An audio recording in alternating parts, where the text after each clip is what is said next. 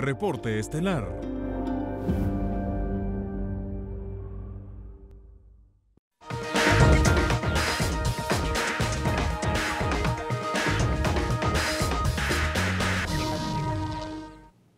Bien, y seguimos esta noche en Reporte Estelar hablando sobre economía en Venezuela, cómo se encuentra la situación en el país y sobre todo lo más importante, cuáles son las perspectivas para este 2018. Este tema lo estamos tratando en la noche de hoy con Tamara Herrera. Ella es economista, directora de la revista Síntesis Financiera.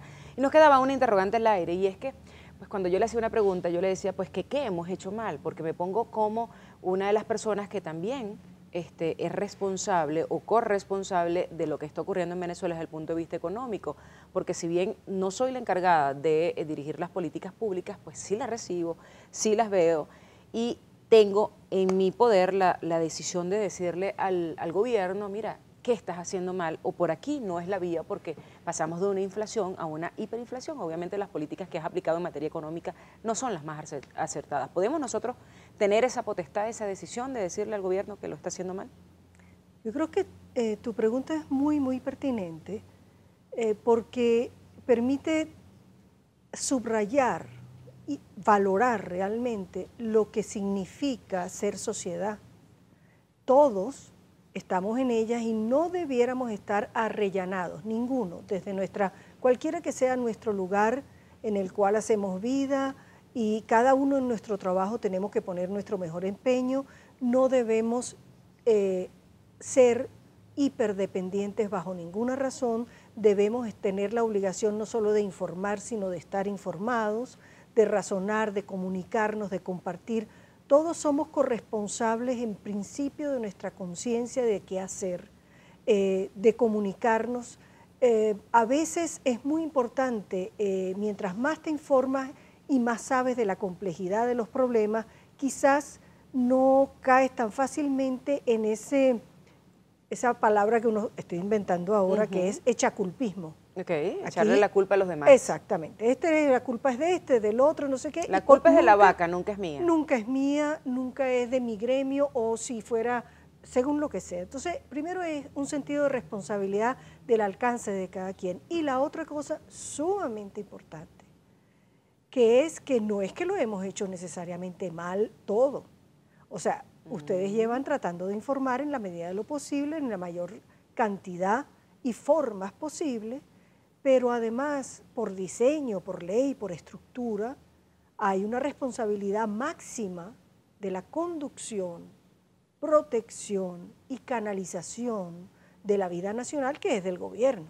Entonces, a nosotros nos toca transmitir al gobierno, escuchar, explicar con verdades, por supuesto, y hacer lo que tiene que hacer, porque en última instancia, ustedes como informadores, en el caso de uno como, digamos, la experticia de uno es el seguimiento de la vida nacional en lo económico y en lo político, nosotros difundimos en la medida que podemos, pero el gobierno tiene que escuchar y tiene que hacer. Yo no lo puedo hacer. Claro, cuando yo le hacía la pregunta lo hacía desde el punto de vista de mi corresponsabilidad como ciudadano, pero qué bien que usted me la tomó como profesionales, pues en su área los economistas y en mi área los comunicadores. Perfecto, me parece súper bien.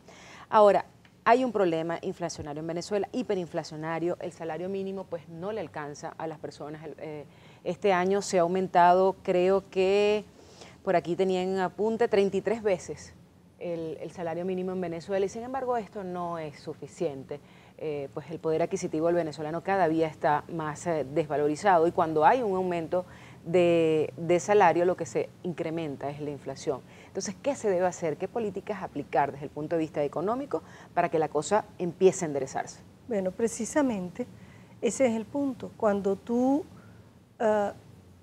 un gobierno no tiene la comprensión o la capacidad o la disposición, cualquiera que sean los casos, o la mezcla de las tres cosas, de las tres deficiencias, digamos, si no la tiene, forzosamente su única vía, y sobre todo disfrazada de mucha retórica, envuelta en mucha retórica, va a ser la de perseguir la inflación a través de aumentos salariales, que con mucha rapidez, por más generosos que se hacen cada vez, tienen dos consecuencias. Una es un alivio para quien recibe el salario muy breve. se vuelve sal y agua con gran rapidez. ¿Por qué? Porque tiene un costo que tú acabas de decir.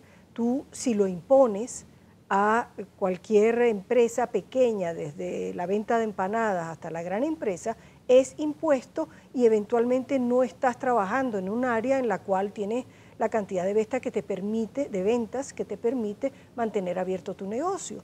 Es decir, que eso es recesivo, porque arriesga la permanencia de esa empresa y por ende el empleo que genera, sea de 2 personas, sea familiar, sea de 10 o sea de 120 personas. Entonces tienes un aspecto recesivo y tienes un aspecto inflacionario por vía de costo. Entonces esa espiral es en la que han caído, hace muchos años cayeron muchos países, llegaron a acuerdos, por cierto, importantísimos, tripartitos, obrero-patronales, pero acompañados de una política económica que envolvía, que estabilizara. Esa es la razón.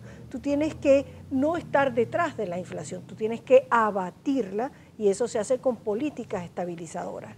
Y ahí tienes unos requisitos muy importantes que no se han cumplido. Claro, de eso vamos a hablar al regreso porque nos toca hacer pues, la siguiente pausa. ¿Cuáles son esos requisitos que hay que cumplir? ¿Qué estrategias aplicar? Y ya para finalizar, pues me gustaría también unas recomendaciones para el ciudadano común. ¿Cómo hacer para mitigar todos estos efectos inflacionarios que tenemos en estos momentos y que obviamente nos está acabando con nuestra economía personal?